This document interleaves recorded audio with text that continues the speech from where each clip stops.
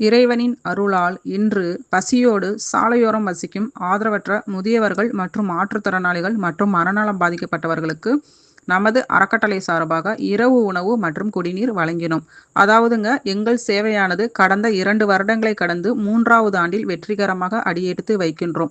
அதாவது நடக்க முடியாதவங்க, வயசானவங்க, மாற்றுத்திறனாளிங்க அவங்க தங்கி இருக்கிற இடத்துக்கே போய் அவங்க அருகில் உட்கார்ந்து அவங்களுக்கு என்னென்ன தேவையோ அந்த தேவையை கேட்டறிந்து அந்த சேவையை உடனடியாக செய்து கொடுக்கின்றோம்.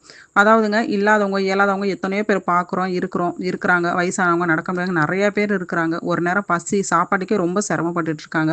நம்ம சாப்பாடு கொண்டு போனா எப்படா அவங்க சாப்பாடு கொண்டாந்து கொடுப்பாங்கன்னு ஒரு ஏக்கத்தோட அந்த சாப்பாடை பிரித்து வேகமாக சாப்பிடுவாங்க. இந்த காணொளியை பார்த்து கொண்டிருக்கும் கருணை உள்ளம் படைத்த உறவுகள் இதேபோல் வயசானவங்க, நடக்க முடியாதவங்க, ஆதரவற்றவங்களுக்கு உதவிக்கரம் நீட்ட வேண்டும் என்று அன்புடன் கேட்டுக்கொள்கின்றோம். என்றும் ஆதரவற்றோர் மக்கள் சேவையில் ஜாஸ்மின் மக்கள் நல அறக்கட்டளை, கரூர் மாவட்டம்.